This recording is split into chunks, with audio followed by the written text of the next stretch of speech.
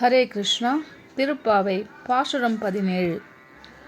அம்பரமே தண்ணீரே சோரே அரஞ்செய்யும் எம்பெருமான் நந்த கோபாலா எழுந்திராய் எம்பெருமான் நந்த கோபாலா எழுந்திராய் கொம்பனார்க்கெல்லாம் கொழுந்தே குலவிளக்கே கொம்பனார்க்கெல்லாம் கொழுந்தே குலவிளக்கே எம்பெருமாட்டிய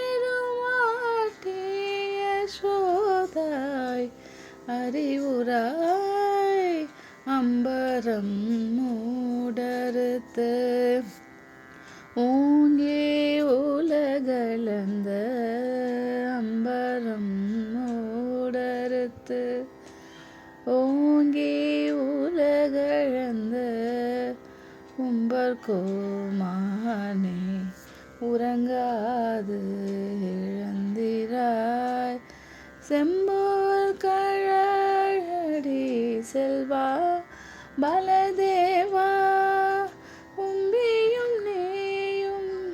உறங்கேலோரும் பாவாய் அம்பரமே தண்ணீரே.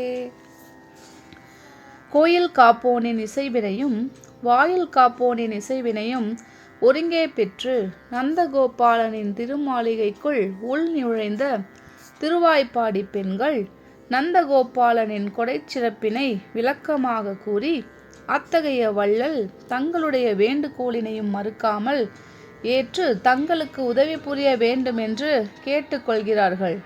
முதலாவது நந்தகோபாலனின் கொடை பண்பினை காண்போம். அவன் விண்ணுலகத்திற்குள்ளவர்களுக்கெல்லாம் வேந்தனாக விளங்குகின்றான். அத்தகைய வெற்றித்திறன் வாய்ந்த வேந்தன் தங்களுடைய வேண்டுகோளினை ஏற்று உறக்கத்திலிருந்து விழித்து கொண்டு எழ வேண்டும் என்கிறார்கள். அவன் ஆடையின்றி நலிந்து வந்தவருக்கு தாராளமாக ஆடை தருகின்றான். பசி என்று பரிதவித்து வந்தவருக்கு உண்ணுங்கள் உண்ணுங்கள் என்று சோற்றை உவந்து தருகின்றான். இவ்வாறு மானம் காப்பதற்கு உதவிடும் தண்ணீரையும் சோற்றினையும் இல்லை என்று வந்தவருக்கு இல்லை என்னாது கூறி தர்மம் செய்கின்றான். இதனால் நந்தகோபாலனை அறம் செய்யும் எம்பெருமான் என்று பாராட்டுகின்றனர். உம்பர்கோமானே உறங்காது எழுந்திராய் அம்பரமே தண்ணீரே சோரே அறம் செய்யும் எம்பெருமான் நந்தகோபாலா எழுந்திராய். அடுத்து நந்தகோபாலனின் மனைவியும் கண்ணனின் வளர்ப்பு தாயுமான யசோதையை துயிலெழுப்புகின்றார்கள். யசோதை பெண்களுக்கெல்லாம் ஒரு குலக்கொழுந்தாக ஒளிர்கின்றாளாம். இங்கு யசோதை கொழுந்து என அழைக்கப்பட்டது ஒரு ஆழ்ந்த உட்பொருளை நோக்கியதாகும். அச்சுதா அமரரேரே ஆயர்த்தம் கொழுந்தே என்று தொண்டரடி பொடியாழ்வார் கண்ணனை குறிப்பிட்டார். மரத்தின் வேரில் ஏதேனும் நோய் தோன்றின் அந்நோயின் வெளிப்பாடு அம்மரத்தின் கொழுந்தில் தெரியும். அதுபோல திருவாய்ப்பாடி மகிழ்ச்சியில் திளைத்திருக்கின்றதா என்பதனை ஆய்ப்பாடியில் வளரும் கண்ணனை மட்டும் போய் கண்டு கொண்டால் தெரிய வரும். கண்ணன் மகிழ்ச்சியுடன் இருந்தால் ஆய்ப்பாடியே ஆடிப்பாடி மகிழ்ச்சியில் திளைத்துள்ளது என்று பொருள்.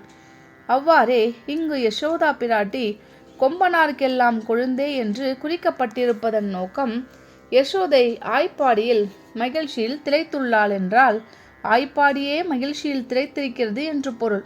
மேலும் யசோதை தான் பிறந்த இடத்திற்கு பெருமை சேர்ப்பவள். எனவே குலவிளக்கு என அவளை குறிப்பிடுகிறார்கள். விளக்கு ஒளி தந்து தன்னை சுற்றியுள்ள இருளை போக்குவது போல இவளும் ஆயர் குலத்திற்கு விளக்காக இருந்து தன்னை சுற்றியுள்ளோர் துன்ப இருளை போக்குகிறான் என்பது பொருள். அடுத்து எம்பெருமாட்டி என்கின்றனர். எங்களுக்கெல்லாம் தலைவியாக இருக்கும் தகுதி பெற்றவளே என்பது இதற்கு பொருள். யசோதா பிராட்டியே நீயும் துயிலெழுந்து எழ வேண்டும் என்கிறார்கள். கொம்பனார்க்கெல்லாம் கொழுந்தே குலவிளக்கே எம்பெருமாட்டி யசோதாய் அறிவுராய் என்கிறார்கள். பிறகு கண்ணனை துயில் உணர்த்த தலைப்படுகிறார்கள். உம்பர்கோமானே என்கிறார்கள். ஏற்கனவே நந்தகோபனையும் இவ்வாறே அழைத்தார்கள் என்பதையும் நோக்க வேண்டும். மைந்தனின் வெற்றி இங்கு தந்தை மேலும் நின்றது என கொள்க.